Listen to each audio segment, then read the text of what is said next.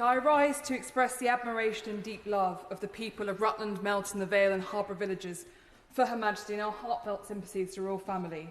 Since her death, our communities have been sharing their stories of her and their love, and we have been blessed with 3 visits. First in 1967, where she travelled on the royal train with her beloved Philip.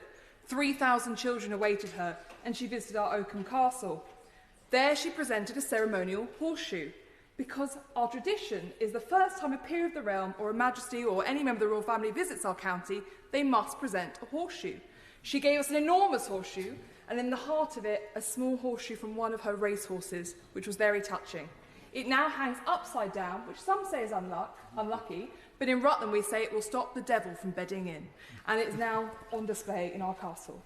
The second time in 1984, where she visited Uppingham and Oakham schools, and the Hospital of St John and St Anne, and finally in 1996, where to enormous crowds, she visited Melton Mowbray, walking up Nottingham Street, and of course she did stop at Ye Old Pork Pie Shop.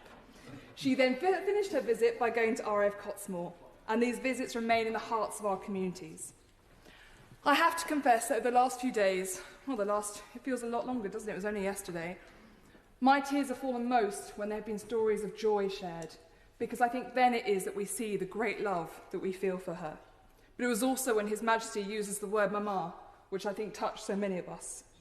But I also believe that this Christmas we will all shed tears again, because no Christmas will ever be the same again, and I hope we will all raise a drink for her at Christmas.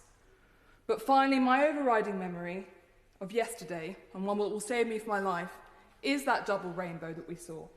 And the reason for that is I see it as a sign of Her Majesty returning to her love, to Philip, to the side of her beloved husband, and him showing her the way.